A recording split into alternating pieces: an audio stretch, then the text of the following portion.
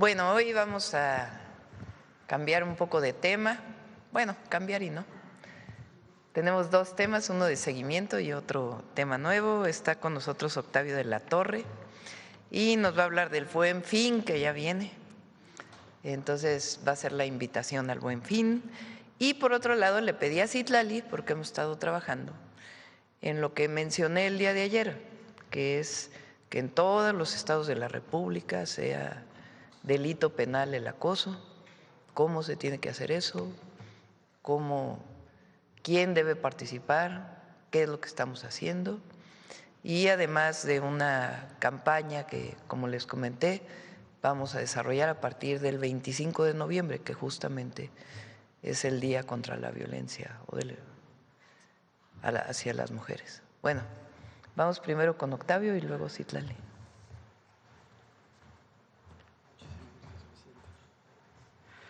Muy buenos días y con su permiso, Presidenta. Este mes celebramos 15 años del Buen Fin, una iniciativa que nació desde el comercio y que se ha consolidado como la semana más esperada por miles de familias y negocios mexicanos. Este 2025, del 13 al 17 de noviembre, se va a llevar la fiesta, que es aún mayor y que queremos que tú, dueño de negocio familiar, empresario y empresaria del sector comercio, servicios, turismo, pero fabricante, artesano, productor, médico, hospital, universidad, escuela, experiencias turísticas, sean parte de la fiesta comercial más importante del año. Recuerden, porque cada año esperamos el Buen Fin y este más que nunca. Este año proyectamos una derrama económica superior a los 200,000 millones de pesos con más de 200,000 negocios y empresas participantes. Que el dinero se quede aquí, en nuestras colonias, con nuestra gente. Ese es el espíritu que dio vida al Buen Fin hace más de 15 años.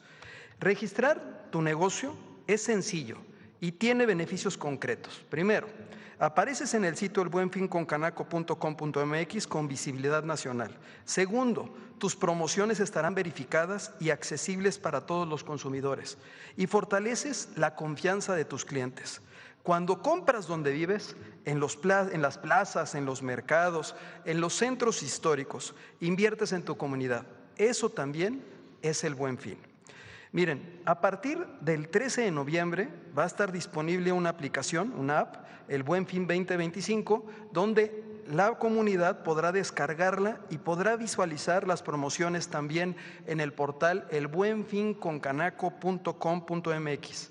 Les sugerimos lo siguiente: que ubiquen los comercios, los negocios familiares participantes y las promociones cercanas, que filtren las categorías y guarden sus favoritos. Y también, a través de este mecanismo, van a garantizar que sus compras se realizan en establecimientos formalmente y también registrados. Esta aplicación va a estar disponible el 13 de noviembre. Les recordamos a todas y a todos, recuerden, local, formal y conectado. Un negocio muy mexicano que se suma con orgullo a este Buen Fin. Y miren, también hay una sorpresa. La Lotería Nacional se suma a la celebración con un billete conmemorativo del 15 aniversario del Buen Fin.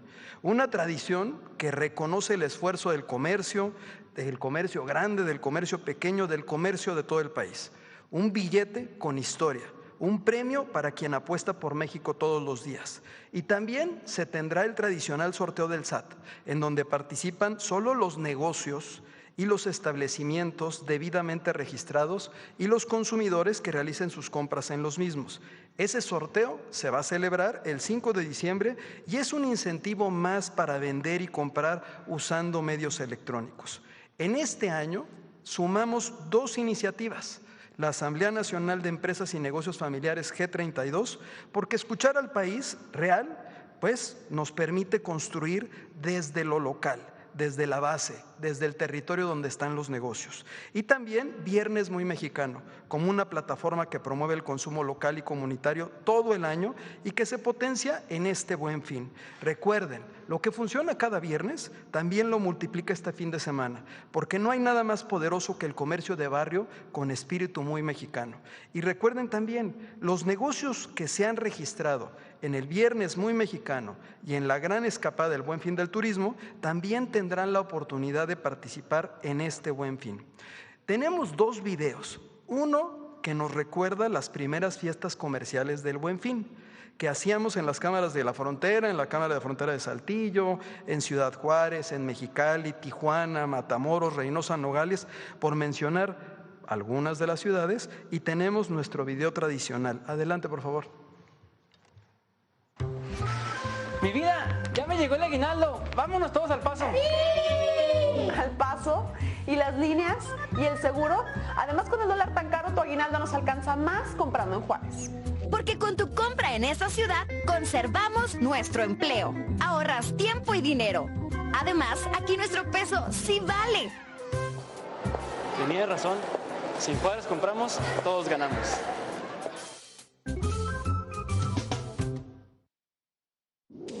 Es el momento de ahorrar más que nunca y consumirlo bien hecho. Por eso, llegan los 5 días más baratos del año. Aprovecha los descuentos que el Buen Fin tiene para todo México. Desde cada esquina del país, juntos hacemos el Buen Fin una tradición de oportunidades. Porque consumiendo lo hecho en México, creamos prosperidad para todos. Descarga la app para aprovechar sus beneficios, como acceso a promociones exclusivas, geolocalización de ofertas y una experiencia de compra más eficiente y personalizada. Aprovecha las ofertas que le da oportunidades a lo hecho en México. No te pierdas las mejores promociones del Buen Fin. Descarga la app. Cuando participas en el Buen Fin, apoyas el crecimiento de México. Unidos, hacemos crecer la economía. Pues a nuestros más de 2 millones de compañeros y compañeras integrantes de nuestra organización, comerciantes, turisteros, prestadores de servicios, pero también fabricantes, artesanos, productores, dirigentes de cámaras de comercio, y a nuestros compañeros dueños de negocio de sector específico de todo el país, los invitamos a que se sumen a la fiesta comercial más importante del año. Una fiesta que les da visibilidad a sus actividades, pero también democratiza las oportunidades. Les recordamos, regístrense en el Buen Fin con canaco.com.mx, suban sus promociones, difundan que son parte del Buen Fin 2025 y recuerden, la mejor venta es la que se hace en equipo. Cámara, negocio y gobierno, unidos para mover la economía local, la de barrio, la de cada colonia. Que este Buen Fin hagamos historia con cada venta, que cada cliente y cada comunidad ejerza ahí su poder adquisitivo y compren los locales que se encuentran en su domicilio. Porque comprar lo hecho en México, recordemos, es comprar lo que está mejor hecho. La verdad es que queremos agradecer sinceramente a usted, Presidenta, y por su respaldo constante, y al equipo de la Secretaría de Economía por impulsar con dedicación y compromiso este programa. Extendemos también nuestro reconocimiento a las y los integrantes del sector privado que conforman el grupo de trabajo, a todos y a todas. Felicidades por estos primeros 15 años de trabajo en equipo que hoy celebramos con orgullo. Muchísimas gracias. Gracias. Gracias, Presidenta.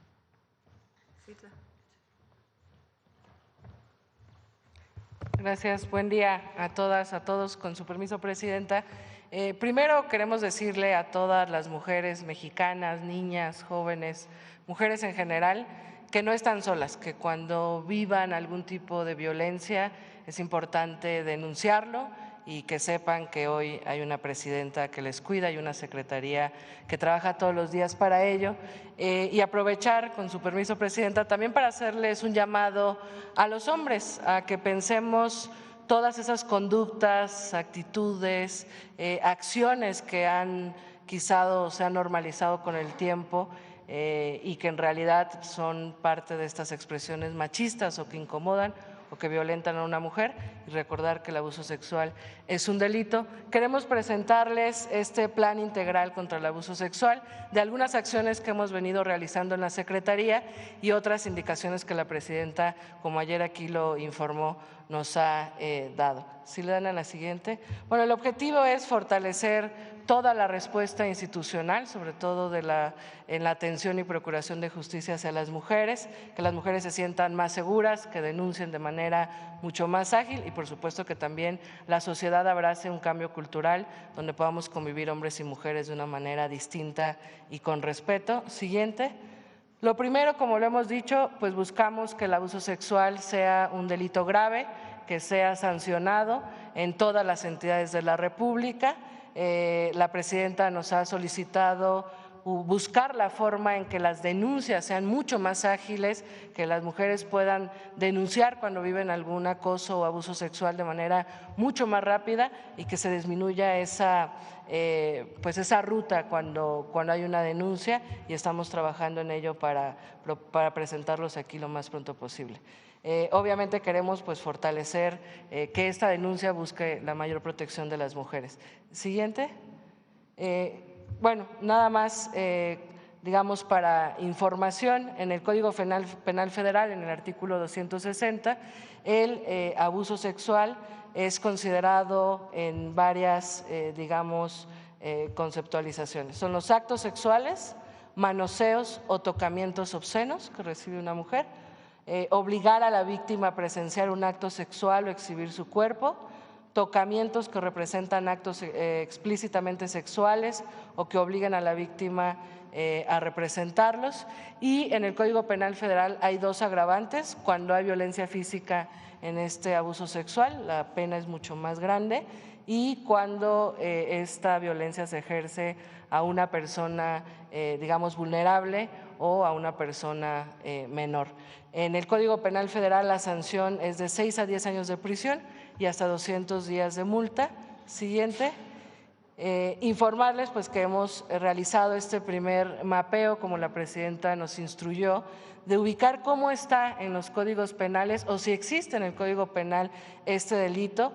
En 19 entidades federativas de la República existen amplios criterios, para fortalecer este delito con diversas agravantes. En cada entidad de la República hay diversas agravantes, que significa que si este abuso lo comete un servidor público es mucho más alta la pena, o las distintas situaciones en las que se comete.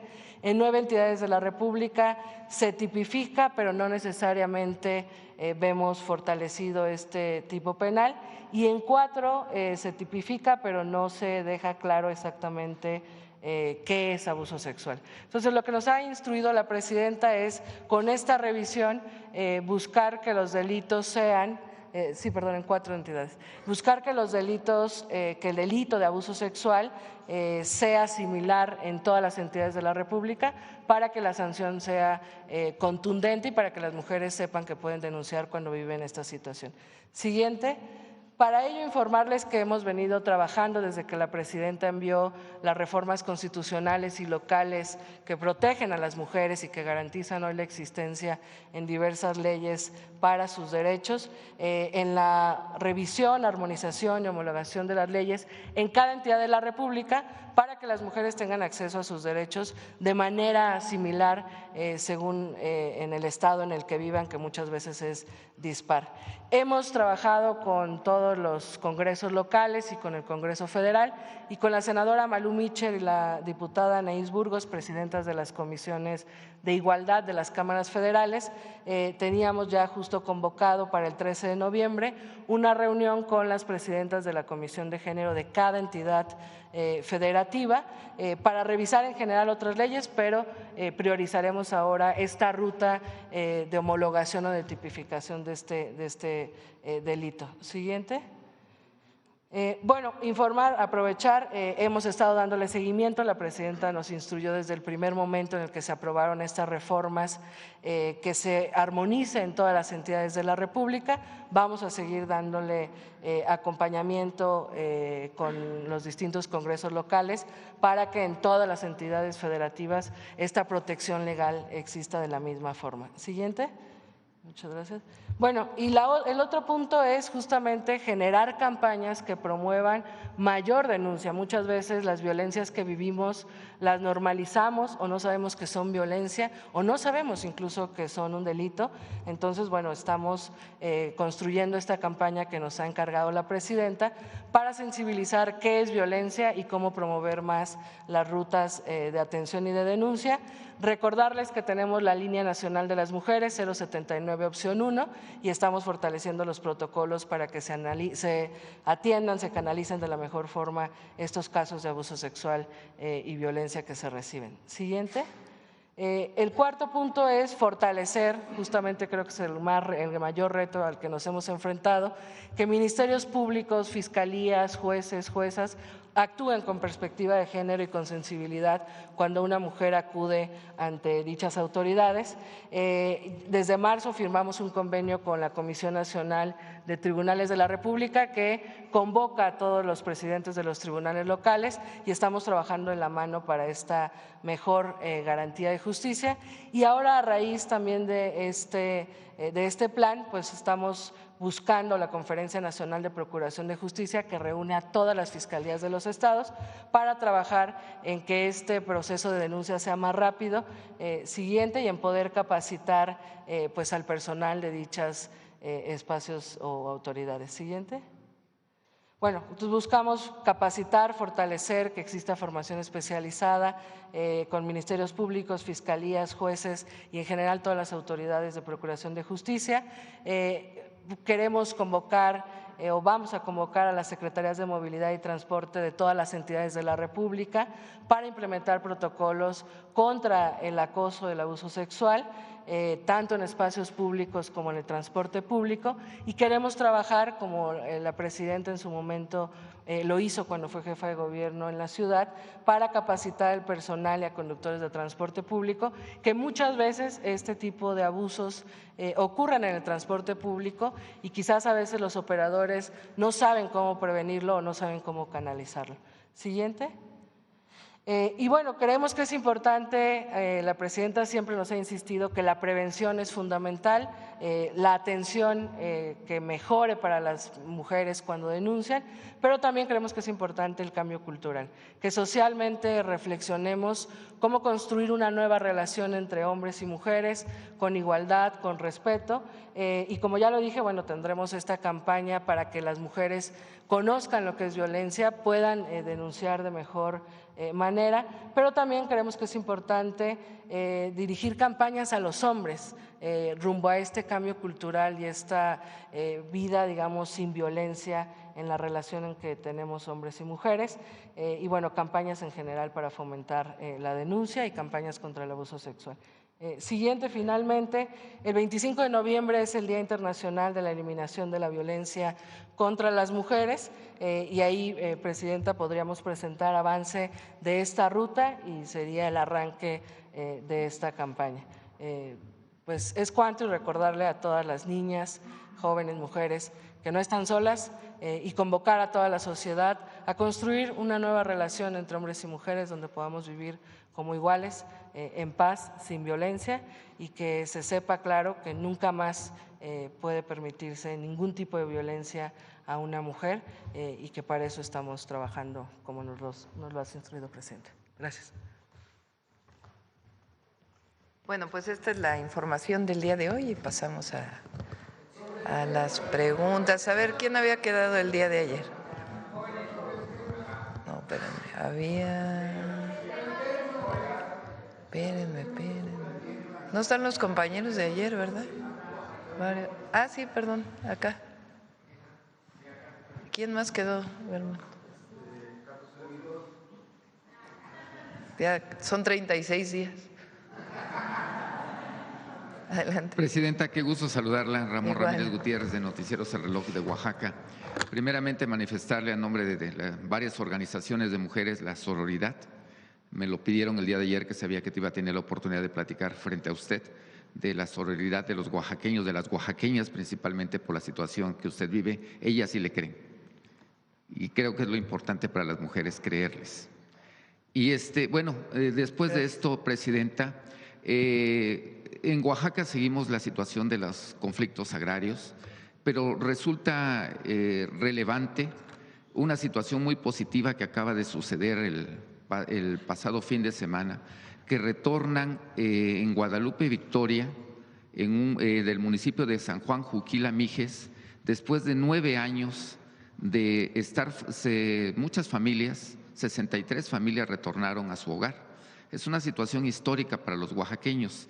De ahí yo sé que participó la Federación, participó el Estado, De ahí preguntarle, Presidenta, si esta puede ser la fórmula para otras situaciones como la que está pasando en los Triquis, como la que está pasando en Yosondúa, donde hay desplazamientos internos de poblaciones por situaciones agrarias, por situaciones de conflictos al interior de las comunidades. Y si le digo, le vuelvo a repetir, si esta es la fórmula y de qué otra manera puede apoyar la Federación para seguir en esta ruta de que se pueden ir resolviendo estos conflictos que afectan tanto a familias en Oaxaca. El diálogo y buscar el fondo del conflicto y buscar las salidas. Y sí, ese es lo que nos caracteriza, siempre encontrar salidas pacíficas.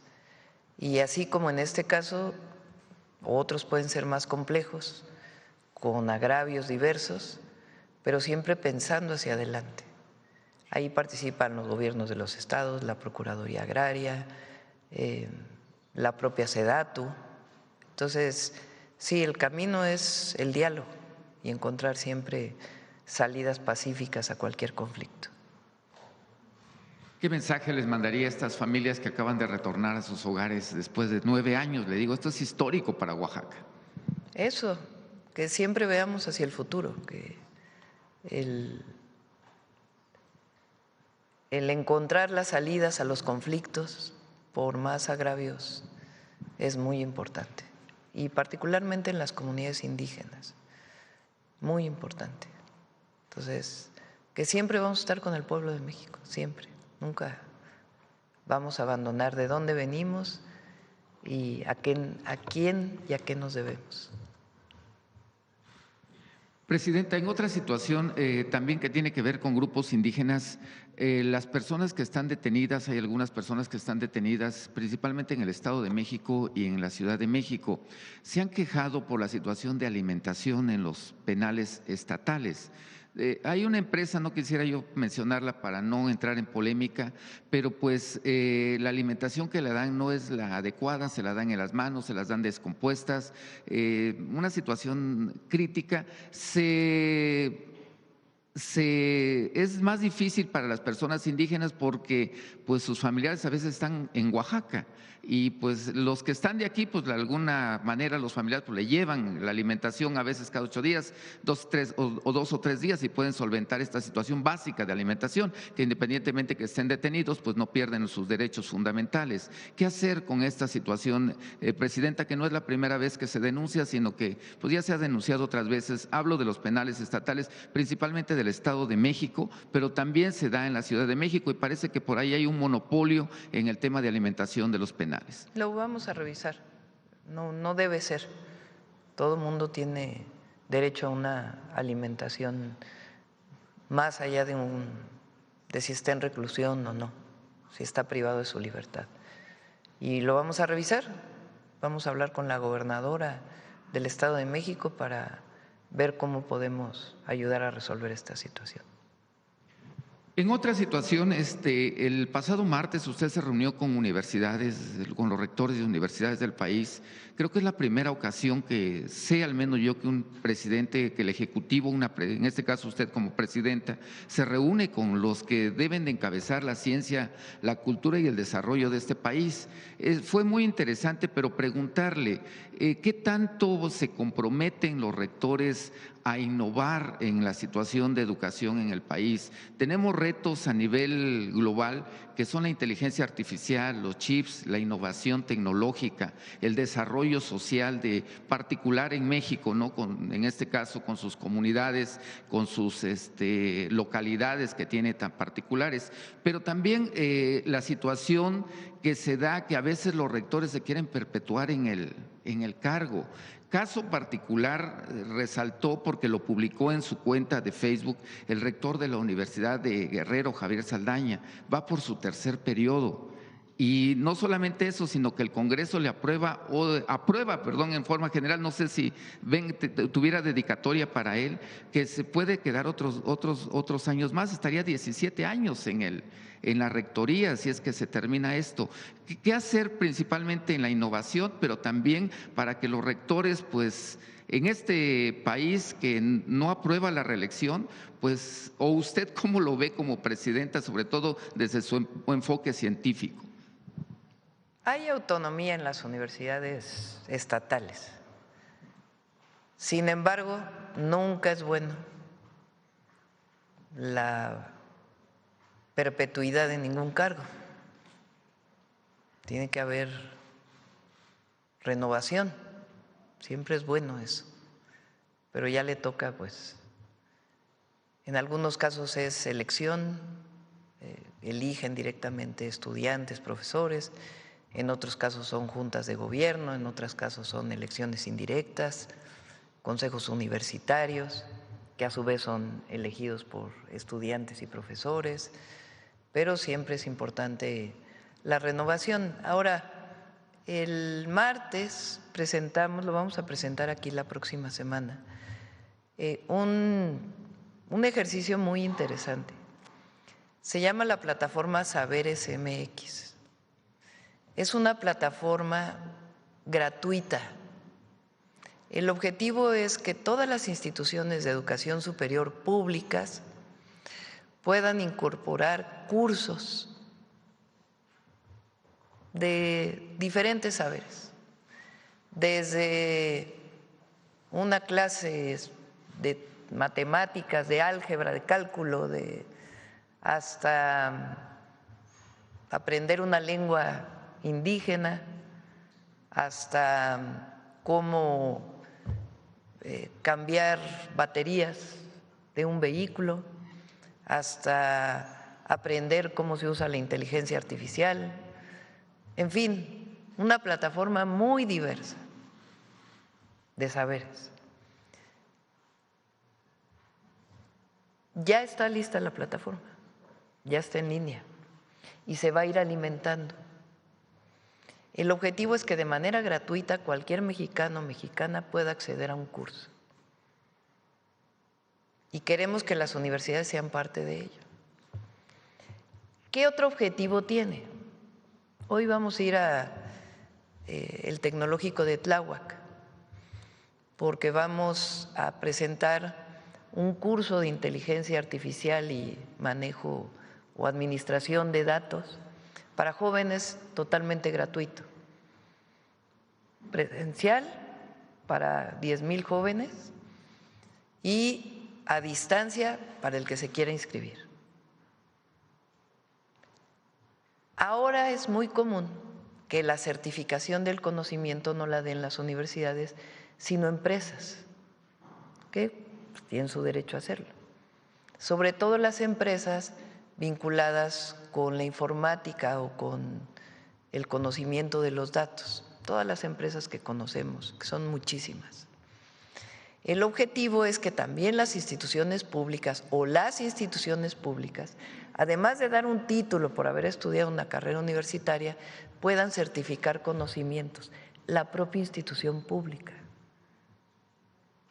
De tal manera que se abre el acceso al conocimiento para quien estudie en la universidad de manera presencial o en el tecnológico, en la educación superior pública, pero también en línea. Y que quien lleve un curso, lleve los exámenes del curso, pueda certificarse en el curso. Y eso abre la posibilidad para todas las edades. Si alguien de 70 años, 80 años quiere aprender a usar una computadora, pues ahí puede estar. O las nuevas técnicas de cómo subir un documento a una nube o cualquier otra cosa que hoy se desarrolle, o cómo usar la tecnología, pero también, como digo, aprender desde inglés hasta purépecha. Es una plataforma grande de saberes, humanísticos, científicos, técnicos, de información, y que sean las propias universidades e instituciones públicas y la propia Secretaría de Educación Pública quien certifique estos conocimientos. De esa manera no solamente pues es en beneficio de la persona y el reconocimiento de la educación como derecho a su más amplio acceso, sino también pues que un joven se pueda certificar en determinado conocimiento que le permita acceder a un empleo distinto del que hoy, si no tiene esa certificación, no lo tiene. Entonces es un ejercicio muy importante y solo se puede hacer con la colaboración de las instituciones públicas. Si no, pues difícilmente un grupo lo podría estar haciendo. Esa fue la convocatoria que hicimos. Ya pueden ustedes conocer esta plataforma, Saberes MX, y con todo detalle la vamos a presentar la próxima semana aquí en la mañanera para que se sepa qué contenidos tiene, cómo se construye, por qué hablamos de esta certificación o calificación o títulos, diplomas que se pueden obtener a través de esta plataforma. Y el día de hoy lo vamos a hacer especialmente para los jóvenes del Tecnológico Nacional de México, porque ahí se van a dar estos cursos de manera presencial. Es parte de lo que también vamos a presentar antes de que acabe noviembre, de este gran proyecto que llamamos México País Innovador, que tiene que ver con nuestra historia, nuestra grandeza cultural, pero también el que emprendamos un rumbo hacia la incorporación pues, de científicos, académicos, estudiantes, jóvenes, pues en todo este proceso tecnológico y de información que se está dando en el mundo entero y que lo queremos hacer como mexicanos, no solamente al acceso de lo que hoy existe en las empresas globales. Entonces es un esfuerzo muy importante. Claro, aproveché para decirle a los rectores que hay que hacer austeridad republicana en todas las universidades, que si bien hay autonomía, pues es muy importante que no se destinen los recursos a más burocracia, a parafernalias del poder que había antes, a gastos suntuarios, a tener oficinas de representación en el mundo entero, que puede ser que tenga su objetivo, pero las actividades sustantivas de una institución de educación superior son la enseñanza, la docencia, la investigación y la difusión. Y ahí tienen que estar principalmente los recursos. Y acercarse a los jóvenes. Ha habido también un divorcio entre autoridades y estudiantes. Y es muy importante pues que se recupere, que escuchemos a los jóvenes y que les demos pues lo que necesitan, sobre todo, o en particular, hablando de instituciones de educación superior, a los jóvenes estudiantes, a las y los jóvenes estudiantes. Entonces, para eso fue la reunión. Gracias, Presidenta. Ya por último, pues nuevamente esperándola en Oaxaca cuando su agenda se lo permita. El día de ayer estuvo con agua con nosotros el titular y uno de los grandes retos también que se tiene a nivel nacional, y lo digo particularmente por Oaxaca, son las plantas tratadoras de aguas residuales. A nivel municipios, a veces a algún municipio no le alcanza, sobre todo en Oaxaca, que son 570, realizar su planta tratadora de aguas residuales, aunque tienen la intención de sanar a los ríos. Mi pregunta es si podría haber algún recurso por ahí extraordinario para poder aplicar tal vez a colonias, tal vez agencias, hacer y sobre todo la situación de usted, que nuevamente resalto que es científica, apoyarse de alguna universidad para que tengamos innovación en plantas tratadoras de aguas residuales. Son muy costosas y muy difíciles de operar para los municipios las actuales que se están realizando y por lo consiguiente pues no son a veces viables económicamente. Pues que ojalá lo pudieran considerar en el presupuesto 2025. Hablo por muchos municipios, lo sé que me están escuchando, pero particularmente por Tlaxiaco, donde se necesita urgentemente una planta tratadora de aguas residuales. Sí, no hemos ido a Tlaxiaco, vamos a ir pronto, pero desde Coahuapan, que cuando fui ahí justamente nos pararon, cuando nos paramos ahí en Coahuapan, se acercaron, me bajé ese día de la camioneta y justamente una de las cuestiones que pedían eran las plantas de tratamiento para evitar la contaminación a los ríos. Y también pues eso significa mejor acceso al agua potable. Y entonces estamos haciendo un programa de plantas de tratamiento justamente en la zona.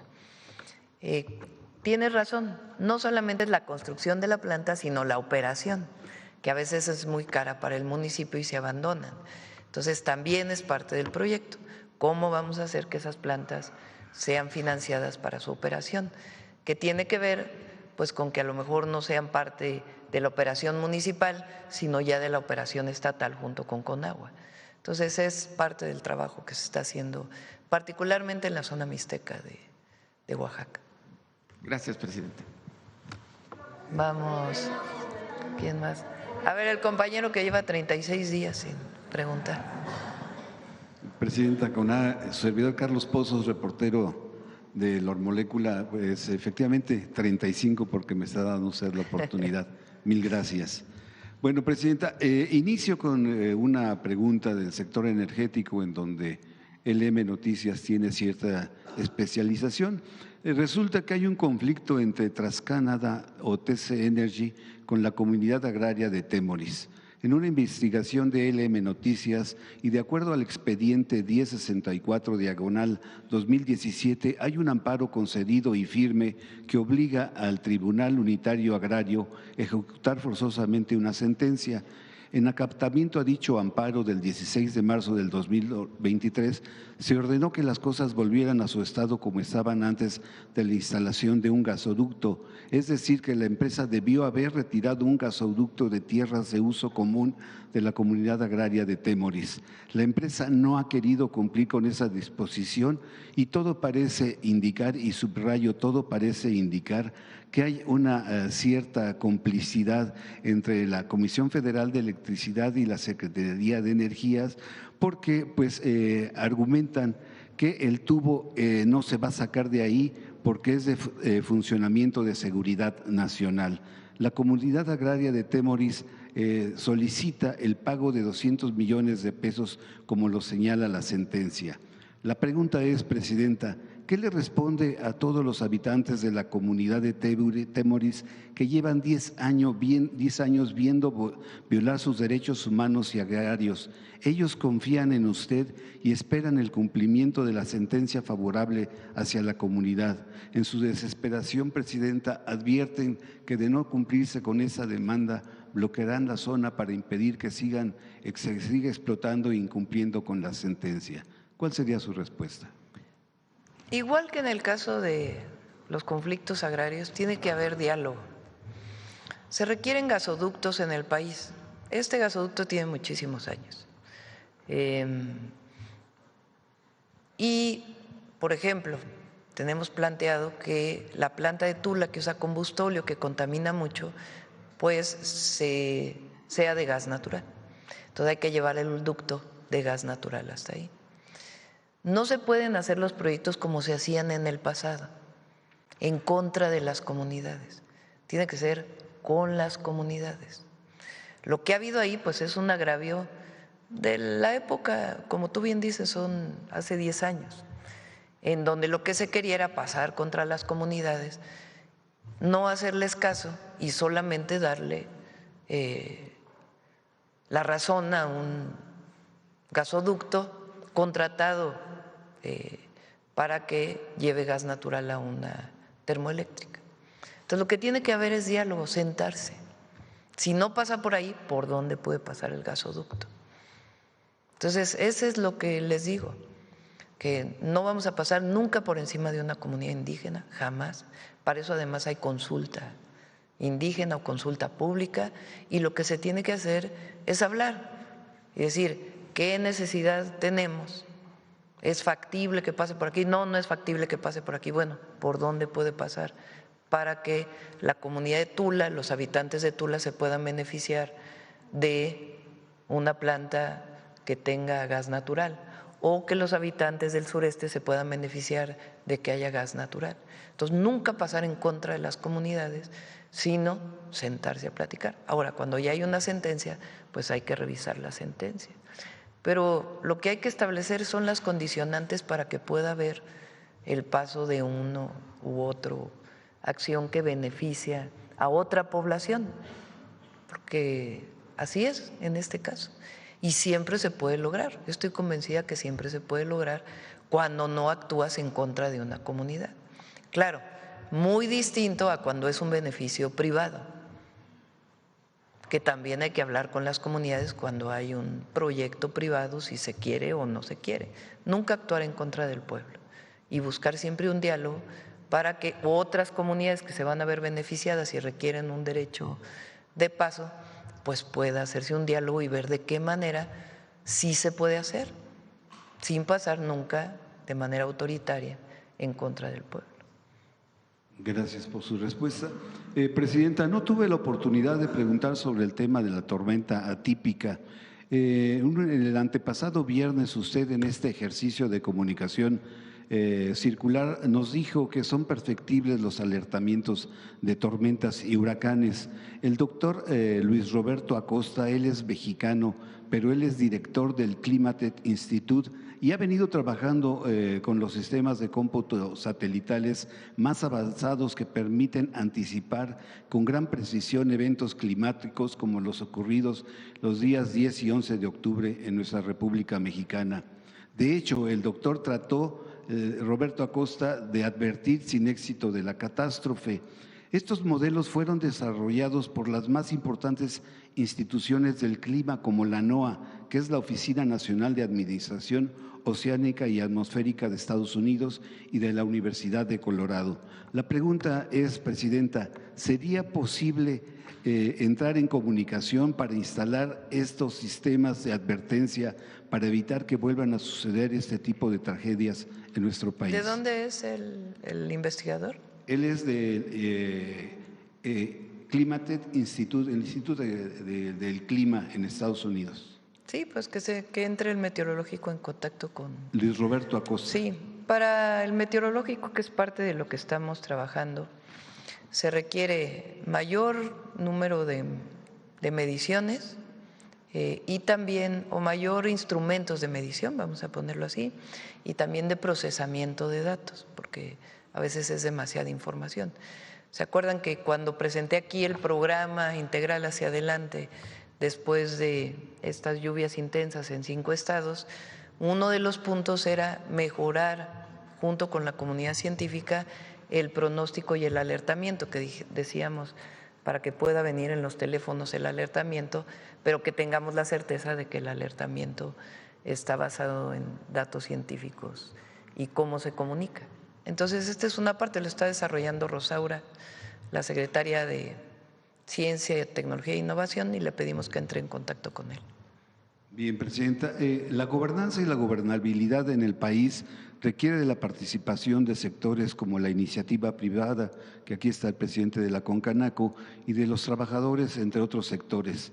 El CCE habrá un relevo de presidente de Francisco Cervantes en la segunda semana de noviembre. Ya se registraron o se registrarán más bien los aspirantes del 6 al 11 y podrán hacer proselitismo del 14 de noviembre al 5 de diciembre.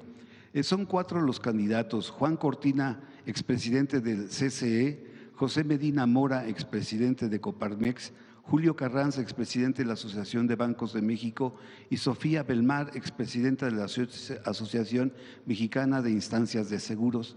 Presidenta, es tiempo de mujeres. ¿Por quién sería su simpatía en la próxima dirigencia? No, que decidan las y los empresarios. Eso no nos corresponde a nosotros. No son aquellos tiempos donde el presidente decidía quién estaba en cada lugar. Y finalmente, Presidenta, me adelanto al 20 de noviembre, que pues como me está tocando cada 35 días, pues no me tocaría preguntarle. Entonces me adelanto a las festividades del 20 de noviembre, cuando se cumple un aniversario más de la Revolución Mexicana, que me prometió mayor justicia, libertad, igualdad y democracia para todos los mexicanos. También habrán de cumplirse 120 años desde que el presidente de Estados Unidos, Woodrow Wilson, ordenó a su general John Pershing, con más de 10,000 efectivos, organizar la primera misión punitiva con el pretexto de capturar a Pancho Villa en Chihuahua.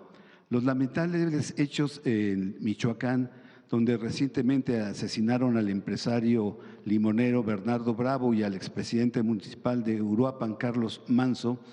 A estos sucesos, Caroline Leavitt, que es la vocera, aseguró que presidente Trump valora la coordinación con su gobierno en materia de seguridad. Textualmente dijo: puedo hablar en nombre del presidente y decir que estamos presionando continuamente a México para que haga más por combatir el tráfico de drogas y los carteles de la droga dentro del país. Estamos colaborando con ellos en todo lo que podemos. La portavoz hace esta declaración luego de que la cadena NBC asegura que el presidente Trump está planeando ataques militares en contra de instalaciones y líderes de cárteles de la droga en territorio mexicano como parte de su campaña del narcotráfico en el Caribe y el Pacífico. Usted ha dicho aquí que eso no va a suceder. La pregunta es, presidenta, ¿está descartada permitir una acción o una misión punitiva como sucedió en 1916 y en 1917 en su administración? ¿Una acción qué? Punitiva. ¿En qué sentido? El que envíen tropas, así lo hizo en 1916 el presidente Wilson, y ahora pues no se enviarían tropas, se enviarían drones, es lo que se ha dicho en la cadena NBC. ¿Está descartado? Estoy leyendo un libro de Felipe Ávila, que es el director del Instituto de las Revoluciones, ¿no?, sobre Carranza, un personaje, un héroe, un dirigente de la Revolución Mexicana que tiene sus claroscuros, pero muy interesante, se lo recomiendo, la historia de Carranza. Bueno,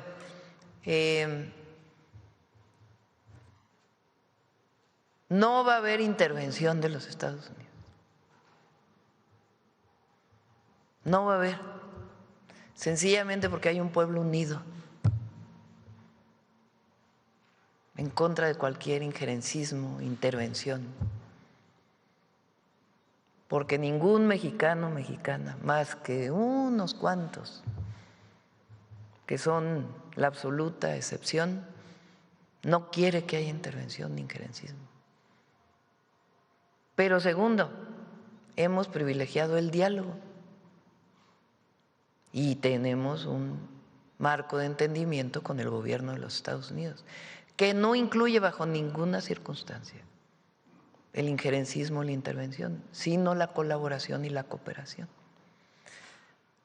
México es un país libre, independiente y soberano. Y así debe ser. Los principios con los que se negocia con cualquier gobierno extranjero parten siempre en nuestro movimiento y a quien representamos, que es al pueblo de México, de la no intervención. Además, ya lo dije una vez aquí, si llegara a haber una amenaza real que no tenga que ver con estas filtraciones o supuestas filtraciones, porque ni filtraciones son, en algún medio internacional, pues tenemos el himno nacional, ya lo dije. Un soldado en cada hijo te dio. Muchas gracias, presidenta, por la oportunidad. El otro día me criticaron porque dije que habían violado, me dijeron, ¿no? Ya ven que están esperando a ver qué dice la presidenta para sacar un tuit en este instante, a ver qué dice la presidenta para poder escribir, a ver cómo la criticamos. Entonces dije, un soldado y una soldada en cada hijo te dio. Y dijeron que estaba violando el himno nacional. Bueno, a ver, vamos. ¿Quién? A ver, la compañera y luego acá. Buenos días, presidenta. Yaret Arcinega, de Revista Fortuna. Aprovechando que está aquí la secretaria Citlali y que también está Educación, preguntar si en esta parte del cambio cultural se estaría pensando en implementar algunas materias y talleres desde la educación básica para hacer una deconstrucción pues más de fondo, para concientizar a los niños sobre esta parte de la violencia, del acoso, de toda esta parte de entre géneros. Noemí, ¿quieres contestar? Gracias. Muy buenos días a todas y a todos. Recientemente, en el mes de mayo, se publicaron los lineamientos para la erradicación del abuso sexual y violencia sexual de las escuelas de educación básica. Ahorita se están armonizando todos los protocolos de las 32 entidades. La Ciudad de México ya está publicado, Michoacán también.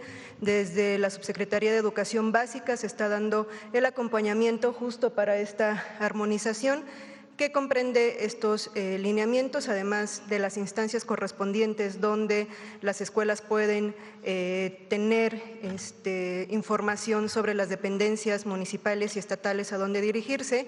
También se incorporó una jornada de concientización sobre la gravedad del abuso sexual y la violencia sexual infantil, que tuvo lugar el pasado 8 de septiembre y que se busca sea una campaña permanente en las escuelas de educación básica. También todos estos, más que una materia, más que una asignatura, la perspectiva de género, la erradicación de la violencia de manera general y también en específico hacia las mujeres, forman parte ya de los contenidos curriculares que estamos trabajando en educación básica. Muchas gracias, secretaria. Presidenta, antes que nada comentar que Revista Fortuna ya recibió la información de COFEPRIS respecto a la instalación de la mesa de trabajo en la que participa el sector de medicamentos en las plataformas para analizar qué está sucediendo con la venta de fármacos a través de estas plataformas digitales, donde podría estarse presentando o perdiendo la trazabilidad de los productos. También investigamos las propias plataformas digitales y los marketplace, tienen denuncia de fraudes, pero al parecer la venta de medicamentos podría ser también simulada como entre particulares. Nada más agradecer la información y decir que seguiremos con el tema, Presidenta. Sí, vamos a darle seguimiento, es muy importante. Muchas gracias, Presidenta. En otro tema, en estos días en los que se aprovecha el enrarecimiento del ambiente para tratar de potenciar cualquier enfoque negativo sobre las políticas públicas que aplica este gobierno, queremos preguntarle sobre el supuesto recorte a los institutos de salud como el de nutrición, considerado uno de los centros médicos y de investigación más importantes de México y de América Latina. Preguntarle, Presidenta, si este recorte se consolidará. ¿Cómo se explica esta decisión con la operación del IMSS Bienestar y qué le diría a aquellos mexicanos que están preocupados porque consideran que se va a dañar uno de los niveles hospitalarios más de alto nivel al que los mexicanos y mexicanas sin seguridad social podrían tener acceso? No hay recorte, no hay recorte. Salud es de las áreas o de los sectores que más aumento presupuestal tiene. El tema es que se cambió la manera en la presentación de los datos. Entonces puede llegar a parecer que los institutos nacionales tienen menos presupuesto, pero en realidad los presupuestos vienen de otros fondos. ¿Por qué se hizo este cambio? Para facilitar y disminuir la burocracia. Todavía en el gobierno federal hubo cambios con el presidente López Obrador, pero todavía hay una burocracia enorme para poder ejercer los recursos. A veces hay una contratación y se tarda 2, 3, 4 meses en que esté el contrato y después de esos 4 meses de que esté el contrato, de aquí que se hace el pedimento y después del pedimento, en fin, este proceso burocrático que estamos tratando de disminuir al máximo para beneficio de la gente, para que no haya burocracia, no se preste a corrupciones y que sea mucho más ágil y transparente el ejercicio de los recursos, también pasa por la reasignación de los presupuestos en diferentes bolsas, digamos, para que pueda salir de manera directa.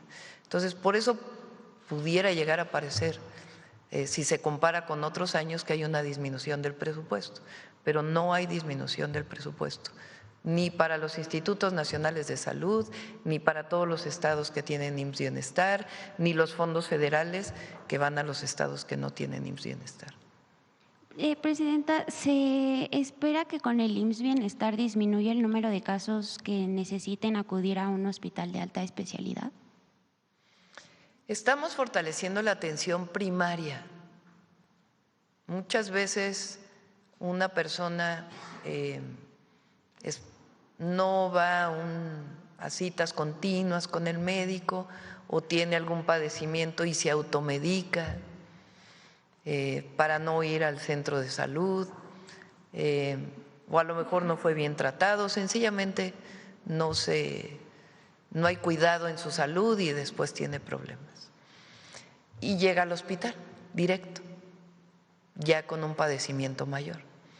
Entonces, nuestro objetivo es fortalecer, claro, también los de alta especialidad, pero que la atención primaria, ahí donde puede haber prevención, atención adecuada, en el momento adecuado, algún padecimiento, alguna enfermedad, se trate desde el primer nivel. Por eso también tiene que ver con las rutas de la salud, orientar los medicamentos de acuerdo a un comité de salud y un protocolo. Todo esto tiene que ver con el fortalecimiento del nivel primario de la salud. Ahora, tanto en las unidades de medicina familiar del IMSS, las clínicas del ISSSTE y los centros de salud del IMSS Bienestar, estamos buscando lo que llamamos los centros de salud de atención ampliada, que tengan un pequeño quirófano, que tengan 2 o 3 espacios para poder tener una estancia más larga, de tal manera que la atención pueda ver con enfermedades, padecimientos o incluso con partos no complejos que puedan ser atendidos directamente en el centro de salud y que no se tenga que ir al hospital general. Entonces, sí hay una orientación en nuestro gobierno a fortalecer la atención primaria de la salud. Incluso el ISSSTE, por ejemplo, tomó la decisión de hacer más consultorios, no el centro de salud completo, pero pequeños consultorios con su pequeña farmacia que puedan atender en las comunidades más apartadas a los maestros, a las maestras que forman parte del ISSSTE. Entonces, sí es parte del programa que hemos venido presentando. Muchas gracias, Presidenta. En otro tema, Presidenta, hace algunos meses en una entrevista con Revista Fortuna, el presidente del COMCE, del Consejo Mexicano de Comercio Exterior, Sergio Contreras, nos dijo que en un país como México, con una extensión territorial de 2 millones de kilómetros, el desafío de la seguridad pues no es menor y que si bien los empresarios les gustaría seguir observando acciones contundentes en materia de combate a la delincuencia para aumentar los volúmenes de producción y exportación, reconocen que el país pues ha demostrado una gran resiliencia y que a pesar de todos los problemas pues sigue creciendo. El problema, nos dijo pues el presidente del COMCE, es que los shocks de violencia distraen a los empresarios, quienes a veces tienen que dar pasos atrás y reinventarse. Presidenta, ¿qué les diría a los empresarios que sí están invirtiendo en México, que luchan todos los días frente a pues la intención de distraerlos, argumentando que no se está avanzando en materia de seguridad? El martes vienen, como lo he mencionado, vamos a presentar los resultados de los índices delictivos en México. Son datos duros que se registran en las fiscalías de los estados y en la Fiscalía General de la República. Ahí ustedes van a poder ver pues la tendencia en homicidio doloso, en robo de vehículo. Por supuesto que situaciones como la que se vivió del homicidio del presidente municipal de Uruapan, de Carlos Manzo, pues evidentemente nos alertan y hacen que fortalezcamos nuestra estrategia de seguridad. Pero hay muchos delitos que vienen a la baja. Entonces, es importante escuchar a todos los sectores, ver qué planteamientos hacen, en dónde hay problemas, pero también es importante darle seguimiento a la estrategia que hemos definido y cómo van los indicadores en distintos lugares de la República. Entonces, si quieren el martes podemos abundar más en esto. Y los escuchamos, porque escuchamos a todos. Yo recibo a mucha gente en Palacio Nacional y cuando salgo también escucho a muchísimas personas, desde una comunidad indígena hasta los empresarios de mayores recursos económicos de nuestro país. Escuchamos a todas y a todos y buscamos, si son solicitudes claras, atenderlas en todo sentido. Pero el martes vamos a presentar los resultados de la estrategia. Muchas gracias, Presidenta. Por último, si nos permite, se nos permitiría dejarle o entregarle nuestra revista que sí. en algún momento le comentamos y que nos dijo que le gustaría Sí, leer claro el que sí. artículo. Muchas gracias, Presidenta. Gracias. Bueno, a ver. Ah, dije acá, ¿verdad? Perdón. Gracias. Buenos días, Arturo Pavón, de Efecto Colateral. Presidenta, preguntarle antes que nada sobre lo que habló la secretaria Citlali de las agravantes. Seguramente en algún vericueto legal se va a encontrar que la persona que cometió acoso hacia su persona va a salir libre porque no estaba consciente, porque estaba alcoholizado. Lamentablemente muchos abogados se van sobre eso y salen libres las personas que hayan cometido incluso hasta un homicidio, pero pues estaba alcoholizado, cometen accidentes de tránsito y en esta ocasión pues lo que le sucedió. ¿Qué se puede hacer para eso? ¿Cómo se puede luchar contra ese tipo de vericuetos legales en los que pues, sería necesario, mejor decir, que sí es agravante el estar alcoholizado y cometer algún delito? ¿Quieres comentar? Sí. De hecho, en algunas de las legislaciones locales es agravante que se cometa un abuso sexual en condiciones de, ya sea de alcoholismo o de abuso de alguna sustancia. Entonces, justamente por eso esta revisión que nos ha encargado la presidenta nos permite ubicar todas las agravantes que hay en cada entidad y tener el mejor tipo penal posible, para que no haya ningún vericueto y fortalecer la procuración de justicia, que tiene que garantizarse cada vez más para las mujeres. Muchas gracias, secretaria. Mi segunda pregunta es, ayer estuvimos en conferencia de prensa con el gobernador Alejandro Armenta. Él mencionó que ya tienen localizados algunos terrenos donde se van a reubicar las comunidades que lamentablemente pues, fueron dañadas, pero ahora lo complejo va a ser quitar el arraigo de esas personas a esos lugares. Ya no pueden regresar porque hay deslizamientos constantes, estaban a las veras de los ríos y seguramente habría peligro otra vez. Entonces, ¿qué se les puede decir? ¿Usted qué les diría como presidenta a estas personas para que accedan a reubicarse en otros lugares? Y en ese caso, ¿de dónde salía el presupuesto para las nuevas viviendas? Porque bueno, no entrarían en el presupuesto del Infonavit. ¿Cómo sería este presupuesto? Aprovecho para informar, ayer lo dije, pero lo insisto para que nos escuchen, sobre todo en los 5 estados en donde hubo personas damnificadas. Hablo de Veracruz, Hidalgo, Puebla, Querétaro y San Luis Potosí. El lunes 10 inicia la distribución del segundo apoyo a través del Banco de Bienestar. Entonces, para que estén pendientes, se les envía, como todos tienen su teléfono, se les envía un mensaje vía telefónica para decirles en dónde se van a dar, dónde van a estar las mesas de bienestar y del Banco del Bienestar para poder dar el segundo apoyo. El primer apoyo ya se dio, quedan solamente 3 localidades que todavía no tienen acceso carretero en Hidalgo y que se sigue trabajando. Son más las que todavía no tienen acceso carretero, pero los compañeros de bienestar han llegado hasta el último rincón caminando para poder dar los recursos. Entonces, el primer apoyo de 20,000 pesos ya fue dado a cerca de 100,000 familias y vamos ahora con el segundo apoyo, que depende de qué daño tuvo la vivienda. Además, va a haber apoyo para comercios y apoyo para las parcelas que fueron afectadas por las lluvias. Bueno, este es el primer tema. Segundo, nada se hace por obligatorio, se hace por convencimiento. De todas las zonas que recorrí, hay incluso personas que nos lo piden. Nos queremos reubicar porque sabemos que aquí, si vuelve a crecer el río, vamos a volver a tener problemas. Entonces, hay muchísimas personas que están pidiendo la reubicación. ¿Qué es lo que se hace? La SEDATU va a los lugares y habla igual familia por familia y se les plantea: esta zona tiene que reubicarse, la reubicación es en este lugar, y se plantea pues la forma de construcción para poder restituir las viviendas. Es a través de la Comisión Nacional de Vivienda y vamos a reorientar una parte del programa de vivienda para el bienestar de la Comisión Nacional de Vivienda a estos proyectos. Entonces, en el 2026, una buena parte de los proyectos de la CONAVI van a ser para la reubicación de las viviendas.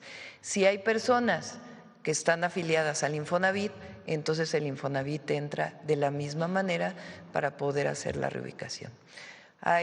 La mayoría están convencidos y si hay una persona que no está convencida, no se le puede obligar, sino sencillamente notificarle que está viviendo pues en una zona de alto riesgo. Muchas gracias. Pues México tiene grandes triunfos en todos los ámbitos y ahora en los Juegos Paralímpicos de Chile pues han tenido un nuevo triunfo los de paratiro. Los de paratiro, Saraí, su nombre es Saraí Aparicio y Francisco Illescas, que pues estuvieron en el podio. A ver, Belmont, a ver si es cierto. Felicidades a todas y a todos.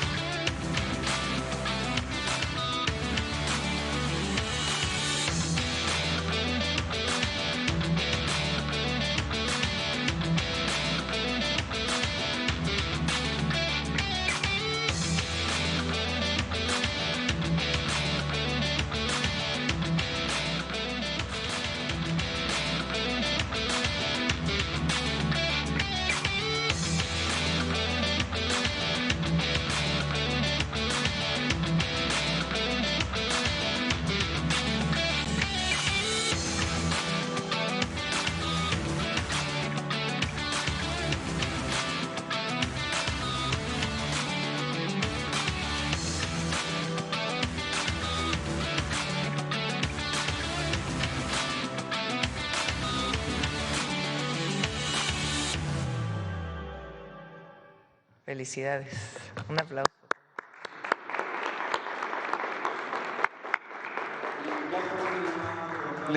¿Cuándo sería o para cuándo se pospuso lo que se iba a hacer en Los Pinos este lunes pasado? El lunes, ahora sí, el lunes vamos a… muy bien. Muchas gracias. Al Mundial. Sobre el tema, a ver quién, de este lado. A ver, ¿quién vamos a darle la palabra? A ver, a la compañera que nos preguntó. Estoy viendo sus rostros, a ver a quién no hemos… Buen día, presidenta. Eunice Cruz, de NX Noticias. Respecto a la visita del presidente de Francia, preguntar quién de su gabinete la acompaña y qué temas van a abordar. Me acompañan, obviamente, Relaciones Exteriores, Economía, está Cultura, el INA, Hacienda, Rosaura, Ciencia, Tecnología e Innovación, viene obviamente la embajadora de México en Francia, Blanca Jiménez, José Alfonso, lo invitamos a que nos acompañe. Ese es el equipo. Y respecto a los temas que van a abordar. Va a ser primero se hace el recibimiento, después hay una reunión privada. Repito, a nosotros nos interesa mucho el envío de un códice. A ver, ¿por qué no explicas?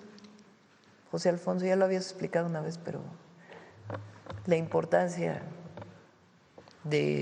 para México del envío de este códice. Vamos a hablar de relación económica, de el acuerdo comercial que se renueva en el 2026 con la Unión Europea y cómo va a participar Francia. esencialmente, y colaboración en temas de ciencia, cultura e innovación. Adelante. Gracias, Presidenta, con su venia. Buenos días a todas y a todos. De manera muy sintética, en el tema de los intercambios de códices, se estará hablando acerca de la importancia de activar una comisión especial que nos permita tener a la brevedad, dentro del marco de una serie de actividades que le harán saber a nuestra presidenta y que será de conocimiento del presidente de Francia, sobre el bicentenario de relaciones entre México y Francia, y dentro de este marco el Códice Azcatitlán, cuya importancia es fundamental para conocer el desarrollo de lo que fue México-Tenochtitlan desde su fundación hasta el principio del siglo XVII. Allí vamos a conocer quiénes eran los gobernantes mexicas que permanecieron después de la conquista como titulares de los 4 barrios y de Tlatelolco, qué tipo de actividades hacían. En fin, va a ser de enorme interés para el pueblo mexicano. En cuanto al Códice Borbónicus, ese sigue otra ruta que es la legislativa.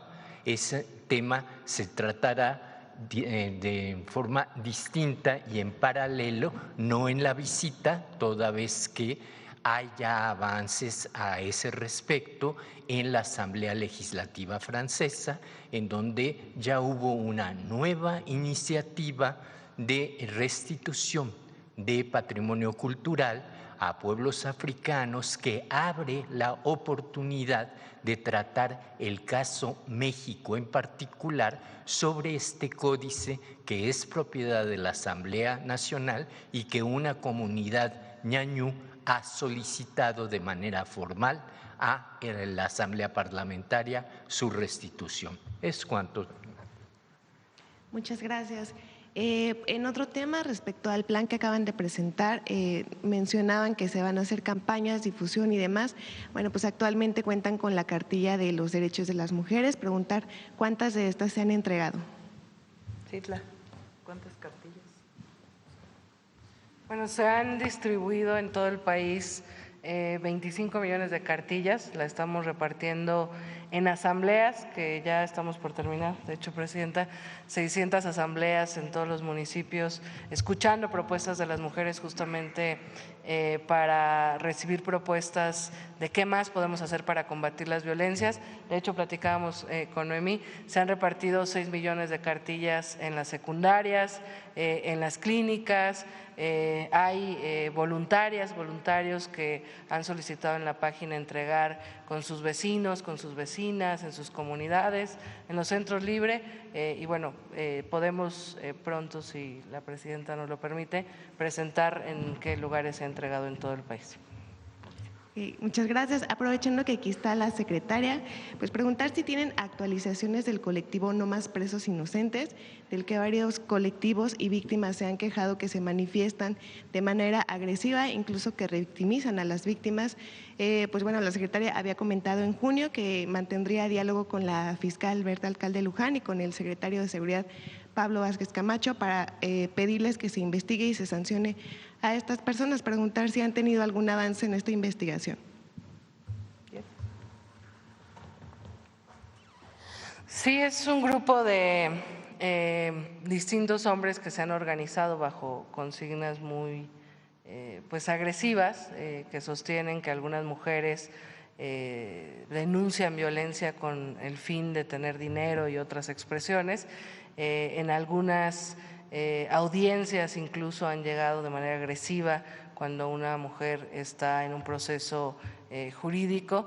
Y bueno, la Fiscalía de la Ciudad de México, que fundamentalmente es aquí donde este grupo ha estado pues inhibiendo o acosando a algunas víctimas, está dándole seguimiento al tema. Gracias. A ver.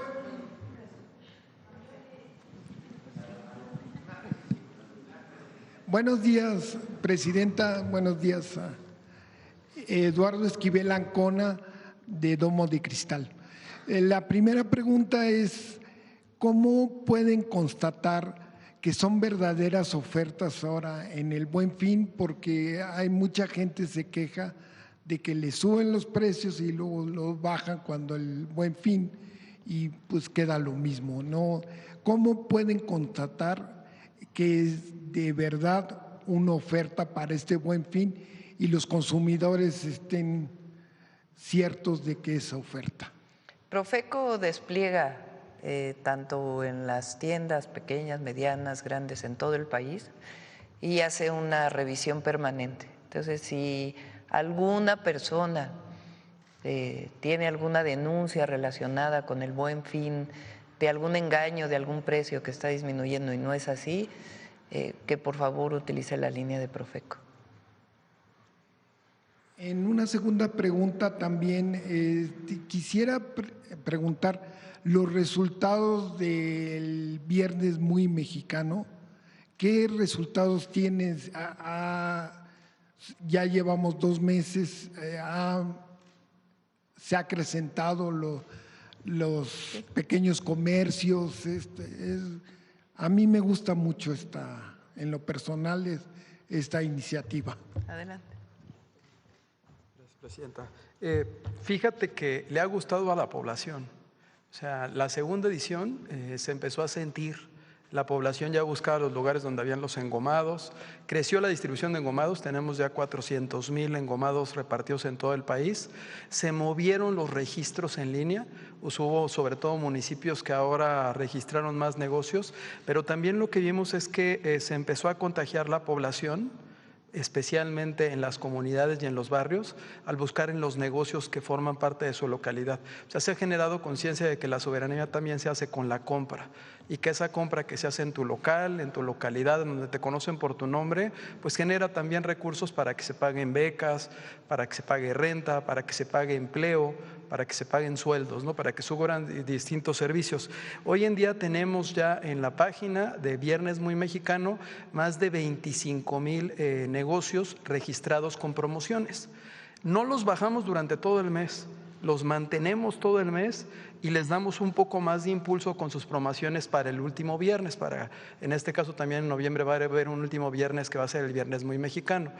Esta segunda edición la enfocamos en generar que se acercaran los derechohabientes al Infonavit para gestionar su crédito de manera directa, sin intermediarios, a través de las plataformas, pero sobre todo que ese crédito lo aprovecharan y lo utilizaran para remodelar su patrimonio, para mejorar su casita, para mejorar su consultorio, su negocio. Y hubo una respuesta muy interesante. Crecieron en ciertas entidades algunos servicios. Fíjense, en lugares que son turísticos, creció en gran parte la parte de registro de negocios que tienen que ver con ferreterías, con servicios de pintura, con productos que están enfocados en mejora del hogar. Y en otras partes que pudiéramos pensar que son más industriales, creció los restaurantes, los servicios de hospitalidad también se subieron médicos. O sea, no nada más se está contagiando al comerciante, al que está en las localidades. Este mes vamos a extender la cobertura y vamos a repartir más de 150,000 engomados más. Y las cámaras de comercio están saliendo a través de la estructura que tenemos para ir repartiendo los engomados e invitando a que se registren. ¿Qué te ayuda a que tu producto sea visible? O sea, no nada más es el objetivo de que logres hacer la compra, sino también tú buscas el propósito de que se puedan ver. Y estamos subiendo productores, fabricantes, y con las plataformas digitales empezamos a implementar un mecanismo para ayudarles a vender. Entonces está siendo muy interesante porque los artesanos, los que tienen hecho en México, pero también hay hecho en Veracruz, Herencia, Tabasco, hay distintos distintivos del país, están aprovechando estos mecanismos para promover. Y va creciendo. ¿Qué tuvimos testimonios? De los negocios que subían, decían en las páginas y nos mandaban, ya vendí, me buscaron y me encontraron, y también de compradores. O sea, es muy solidario el negocio familiar y es muy solidaria la comunidad. Sí ha sido un éxito. Y sí, también en estos casos, así como en el Buen Fin, Profeco es una gran plataforma para estar vigilando. Profeco venía en la presentación, se mencionaba que tiene un comparativo de precios para el Buen Fin, en donde se pueden estar revisando y comparando los precios. Nosotros replicamos ese trabajo que hace Profeco con toda su estructura, y la realidad es que es un trabajo que hacen muy bien y ha sido muy, muy activo por parte del procurador. Gracias. Muchas gracias. Gracias, presidenta. Por último, quisiera preguntar, presidenta, dos empresas controlan el 90% del mercado de la harina de maíz. Estas empresas pues, son grandes consumidoras es su materia prima, el maíz blanco, y lo están comprando pues, muy abajo del precio por su actitud monopólica.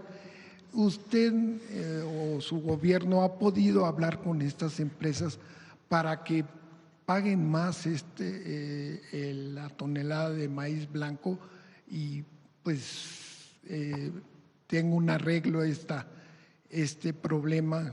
Ya sabemos que esta cotización… El precio del maíz es una colaboración triple. Una, las empresas que compran el maíz y particularmente las harineras, son dos empresas mexicanas y una Cargill, que también es Minza, Maseca, Cargill, las principales, aunque hay otras, pero que las principales empresas harineras lo compren a mejor precio, que no utilicen el mercado de valores solamente y la puesta en México en sus bodegas como precio, sino que le den más al productor. En algunos, depende mucho, digamos, de el lugar, pero sí están aportando. Y eso fue gracias a que la Secretaría de Agricultura y Desarrollo Rural, el secretario lo sentó y se llegó a un acuerdo. Además aporta, decía, es tripartita, el gobierno estatal o los gobiernos estatales también están aportando una parte y la otra la aporta el gobierno federal. Queremos que esto se lleve a un acuerdo de más largo plazo, que no solo sea ahora porque hubo esta protesta o porque, aunque no se proteste, de todas maneras es una demanda legítima porque el precio está bajo, sino que logremos generar una condición para que haya este apoyo de manera permanente. Y estamos trabajando ya, incluso se puede llevar a nivel de ley, pero por lo menos en un acuerdo que se sostenga en el largo plazo. Esa es parte de lo que estamos trabajando. Además, el gobierno de México apoya en 2 o 3 programas principales. Uno es Producción para el Bienestar, un apoyo anual de una vez que se le da a cerca de 2 millones de pequeños productores de maíz principalmente, aunque no solo, pero la gran mayoría es maíz. La otra es el fertilizante gratuito, que hoy es producido por Pemex.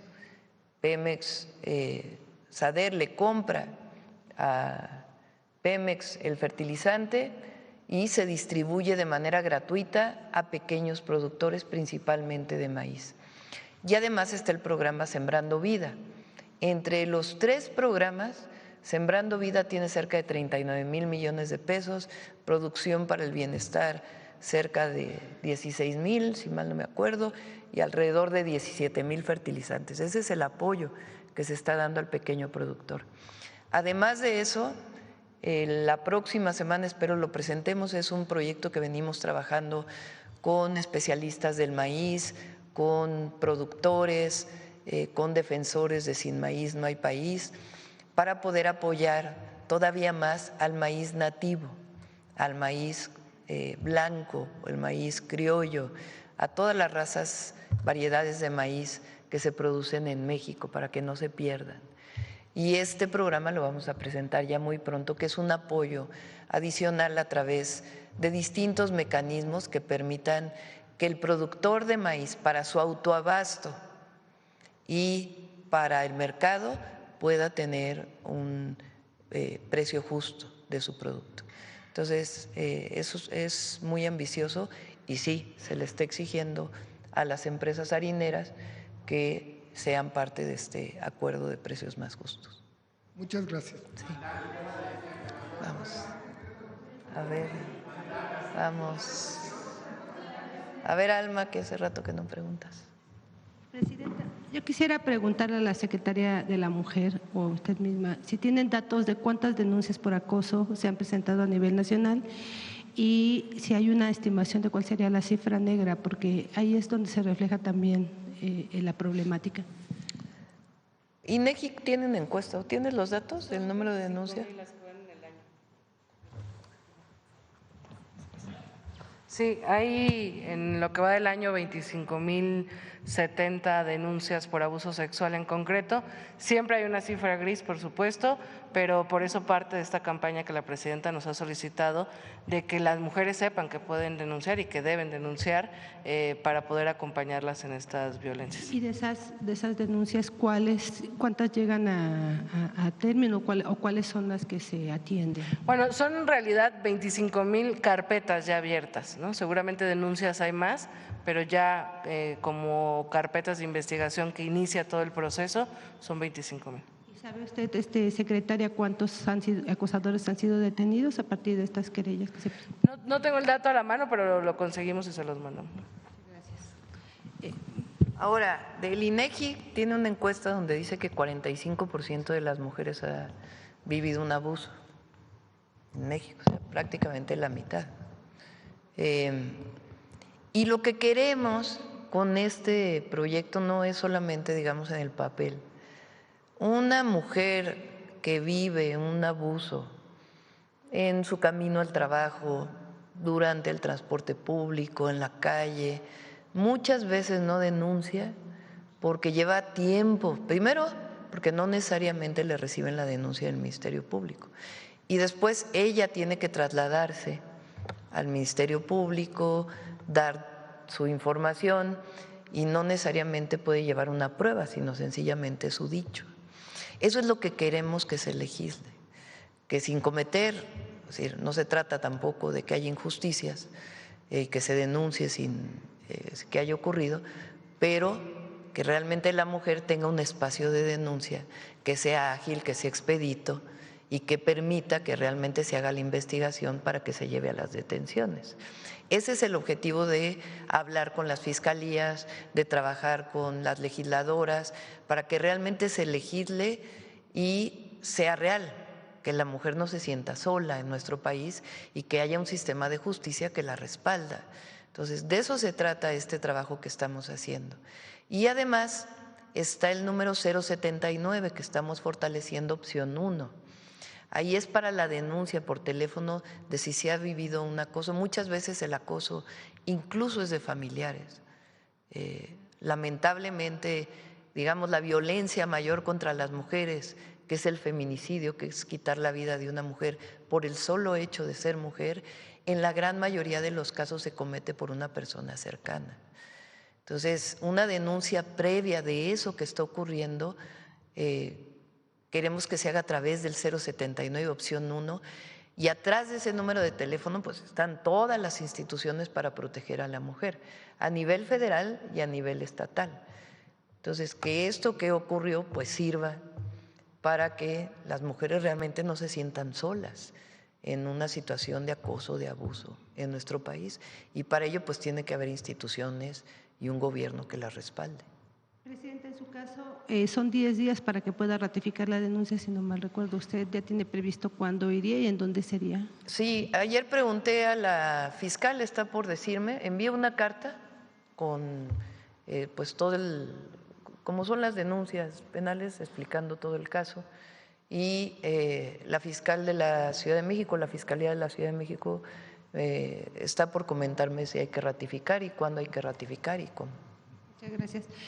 Retomando el tema de los productores de maíz, se reactivaron también bloqueos. El acuerdo ha sido con 3 estados, si no mal recuerdo.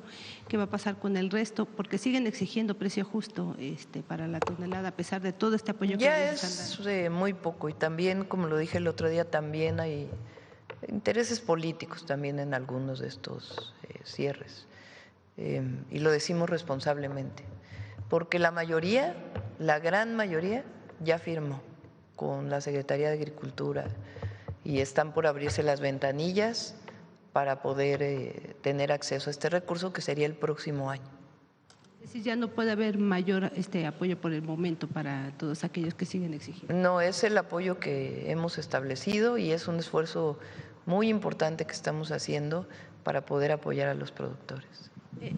Por otro tema, Presidenta, sobre esta decisión de la Administración Federal de Aviación de Estados Unidos de reducir el tráfico aéreo en 10%, ¿qué impacto tiene en México? ¿Usted ya le informaron cuál es la problemática que tenemos? Sí, la decisión es debido a este cierre temporal que tienen del gobierno federal, que no sabemos cuánto va a durar, y le pedí hoy en la mañana al secretario de Infraestructura, Comunicaciones y Transportes que nos pudiera hacer una revisión. Todavía no me manda la tarjeta, pero con gusto lo informamos. Espero que no sea afectado tanto México, pero es todo el mundo, no es una situación para México. En ese marco está también pues el anuncio de que iban a quitar también o estaban dando una instrucción a Estados Unidos para lo de las aerolíneas, que ya no vuelan del AIFA. Va a haber reunión la próxima semana con Estados Unidos y esperemos que ahí se llegue a un acuerdo. ¿Para resolver esto de las aerolíneas?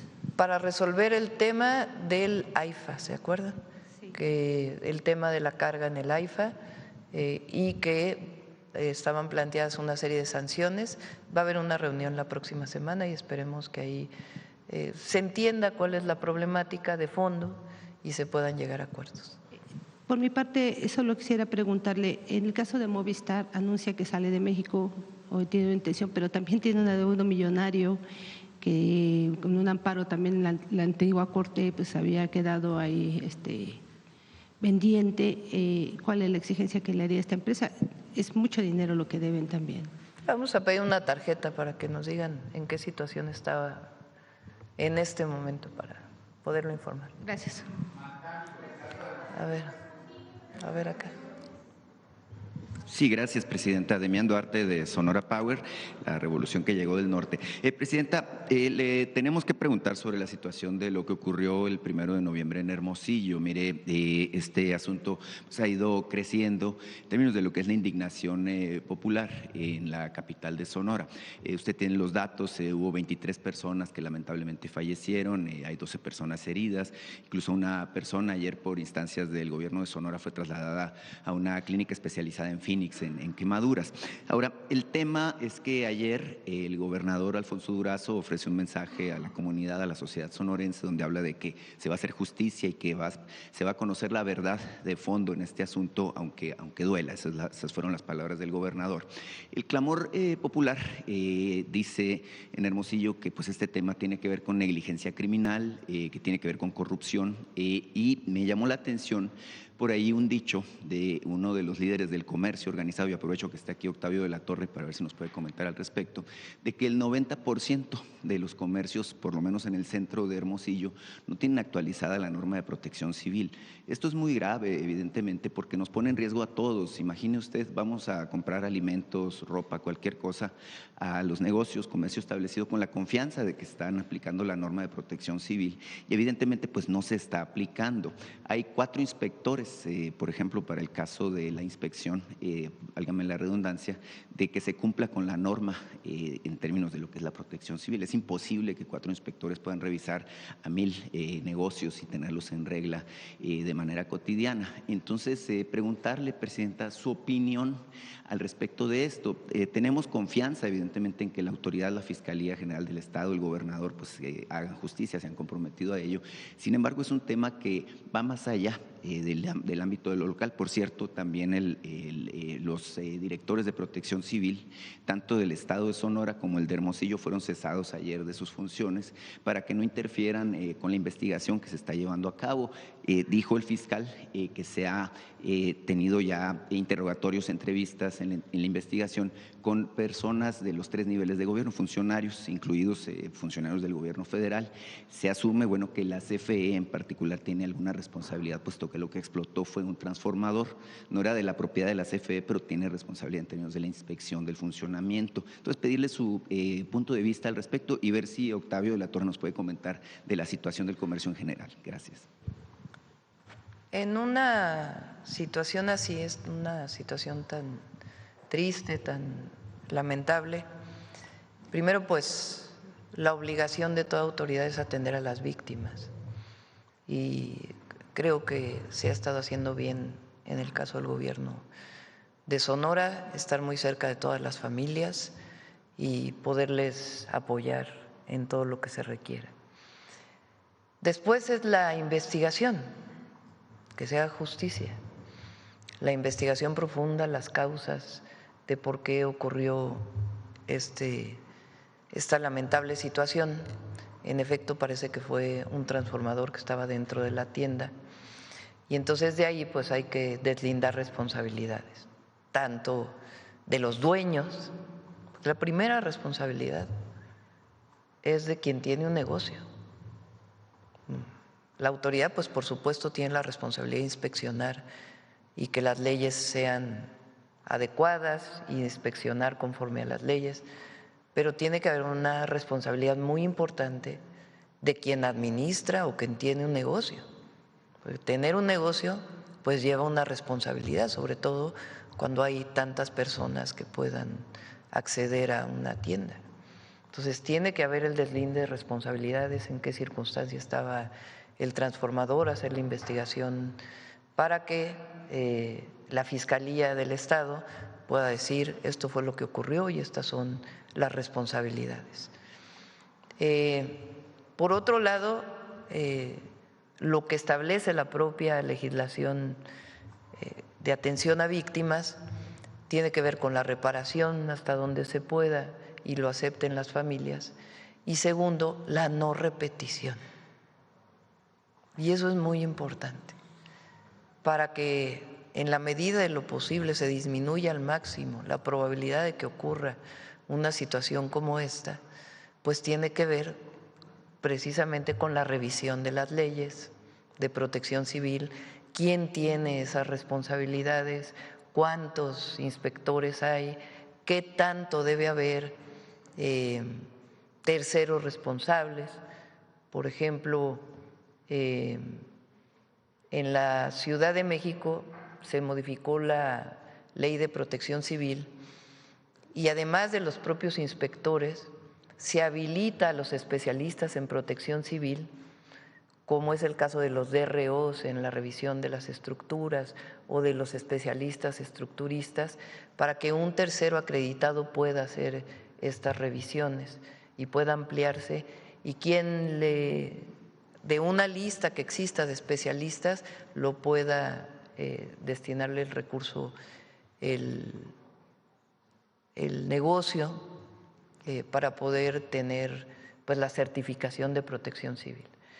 Entonces, todo esto debe ocurrir en el caso de Sonora: atender a las víctimas, cumplir con la ley de atención a las víctimas y al mismo tiempo la justicia y la no repetición de un caso así.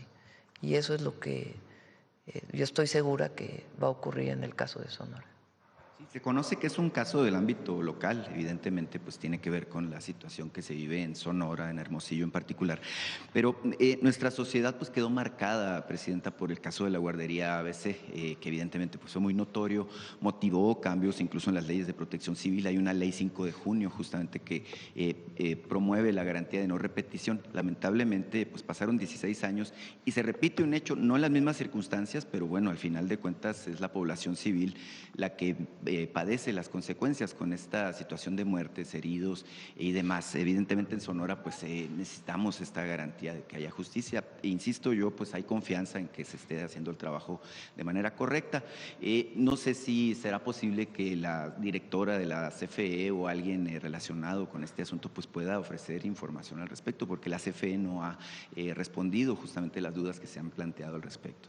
Sí, todo tiene que haber transparencia y también lo que se requiera de la investigación que está haciendo la Fiscalía. Cómo no. En otro tema, Presidenta, mire, le quiero plantear un asunto que tiene que ver con salud. En Hermosillo, en particular, pero es un tema que atañe a toda la región noroeste, existe un hospital del ISSSTE, que es el Hospital Fernando Ocaranza. Me hubiera encantado poder hablar con Martí Batres sobre el tema. Es un hospital que en su tiempo se le compró a una institución de salud privada, que es el Hospital San José.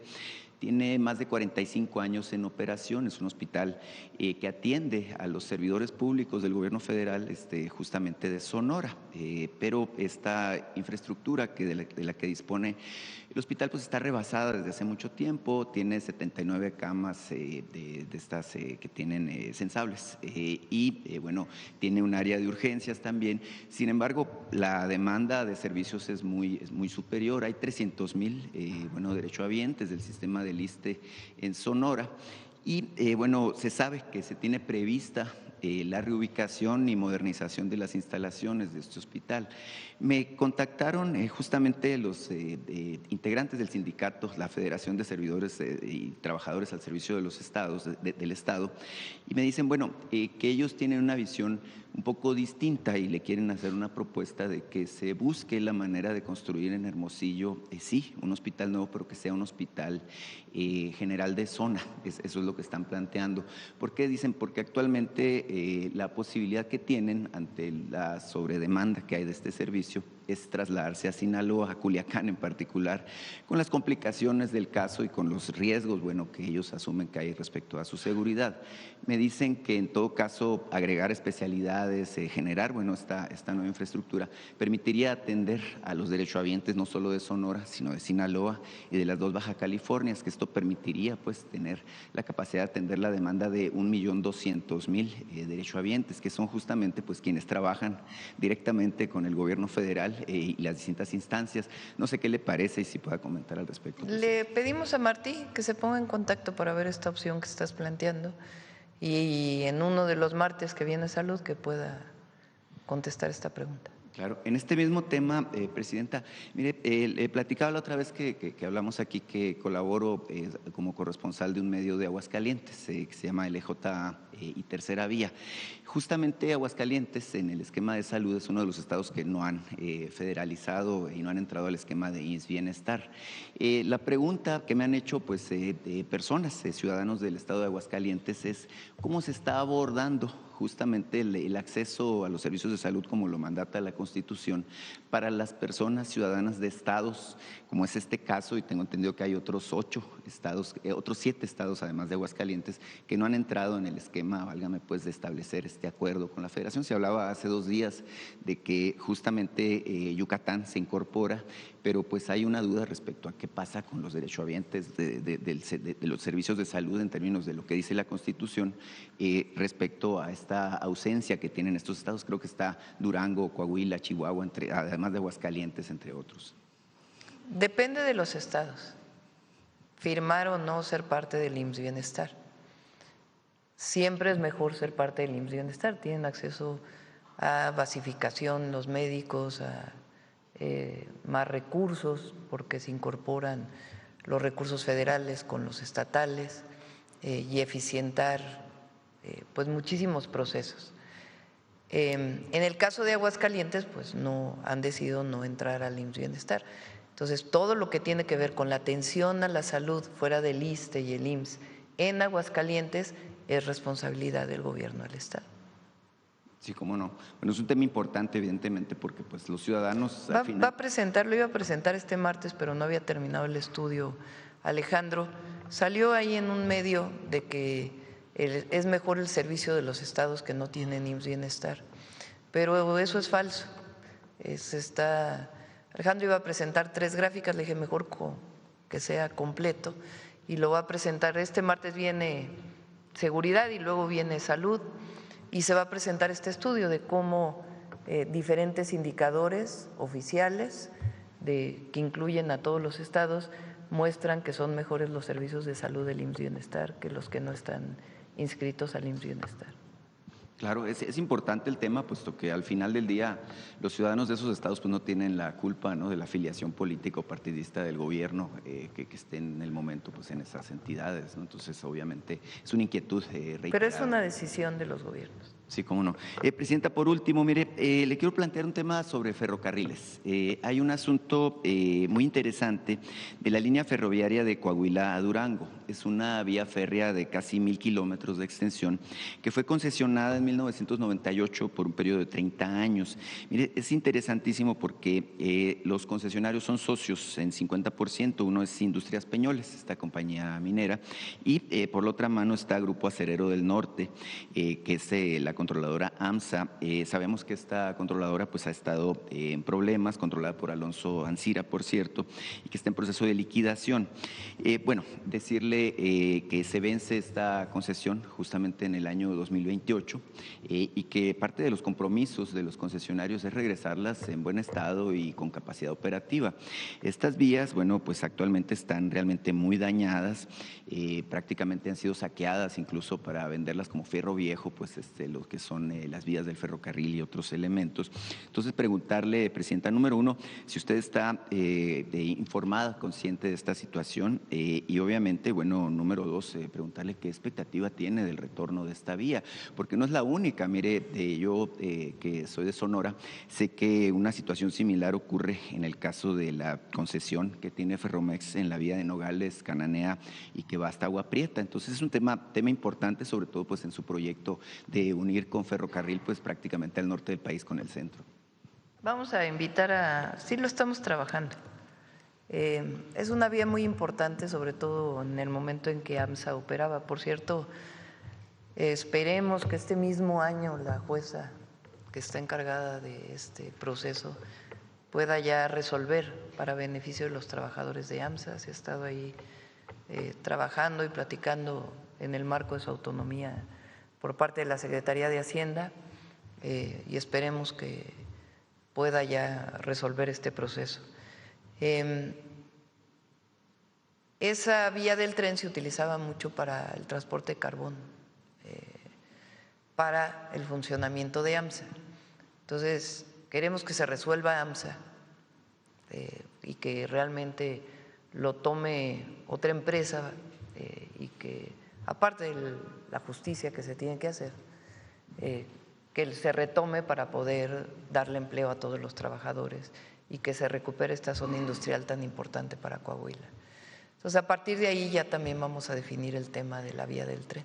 Entonces, en otra ocasión con gusto lo platicamos. Claro. Muchísimas gracias, Presidenta. Cerramos.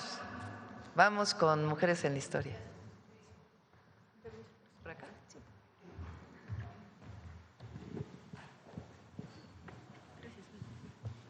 Buenos días nuevamente.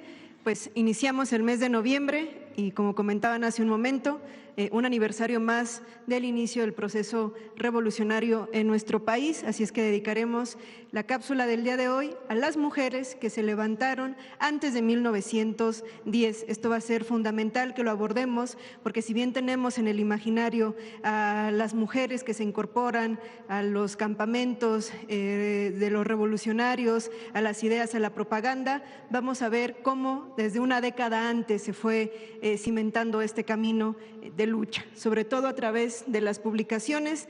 Tenemos aquí un fragmento de Blanca de Moncaliano, que se publicó en Regeneración. Regeneración fue un periódico fundamental en este proceso previo al llamado de las armas en 1910. Me gustaría también compartir con ustedes un fragmento de un texto de Andrea Villarreal, 1909. Veamos a lo que nos invita. Hay que hacer de la carne de explotación y servidumbre espíritu de libertad y de justicia. Hay que hurgar en el pecho de los resignados hasta hacer aparecer a los descontentos. El mundo tiene congestión de esclavos y anemia de luchadores, y un estado así tan miserable no debe prolongarse más. Y ya que muchos hombres permanecen de rodillas, nosotras nos levantaremos y haremos que ellos se pongan también de pie. Venimos a buscar libertad para nosotras y también para nosotros. Y bueno, también dentro de las publicaciones hacían mucho énfasis en el papel de las mujeres. Aquí se le invitaba a las mujeres a educar a las hijas, a los hijos, sobre todo ya sin dogmas. Conozcamos la participación de las mujeres en las publicaciones del periódico Regeneración.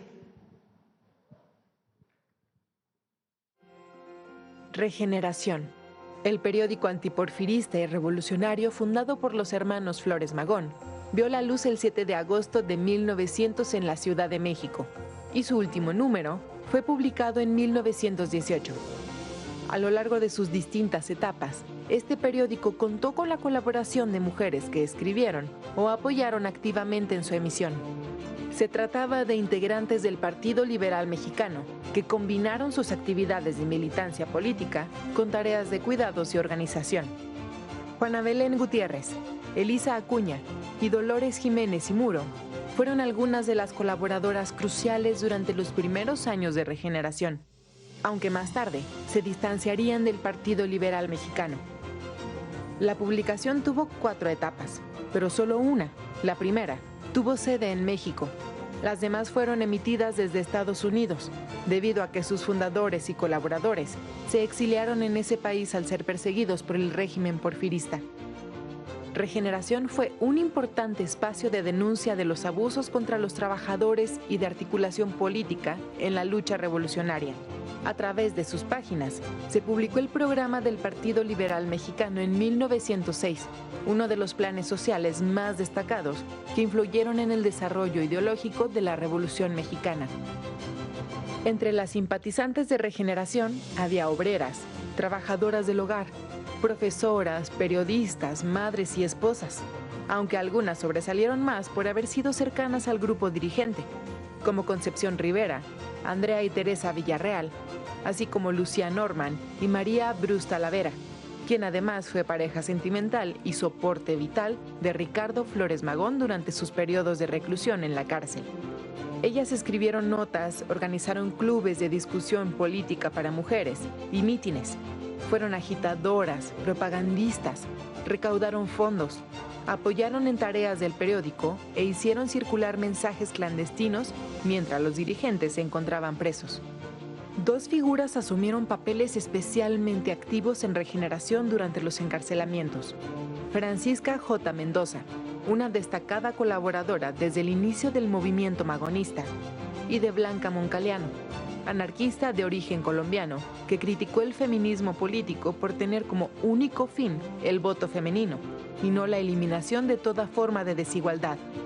En esos años, Andrea y Teresa Villarreal se involucraron directamente en la dirección de Regeneración. Incluso fundaron su propia revista llamada Mujer Moderna, para luchar por las libertades de México y por la emancipación de la mujer. Esto anunciaba un cambio político y social claro.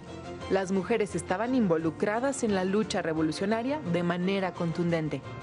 Así lo reconoció el editorial de Regeneración el 13 de febrero de 1911.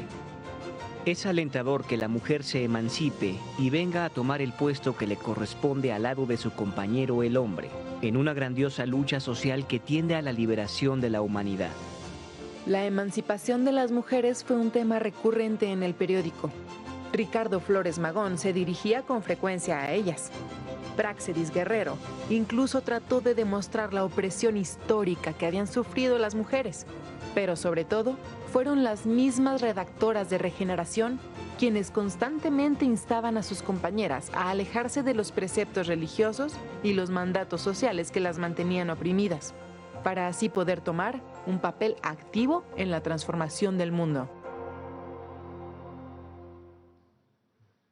Juana Belén Gutiérrez, Dolores Jiménez y Muro, Elisa Acuña son las más conocidas y de quien ya hemos presentado particularmente una cápsula en esta sección, pero hoy nos llevamos otros nombres: Teresa y Andrea Villarreal, María Talavera Brus, Margarita Ortega, otras tantas mujeres que también contribuyeron no solamente al periódico Regeneración, sino también a nuestra revolución social. Muchas gracias. Gracias.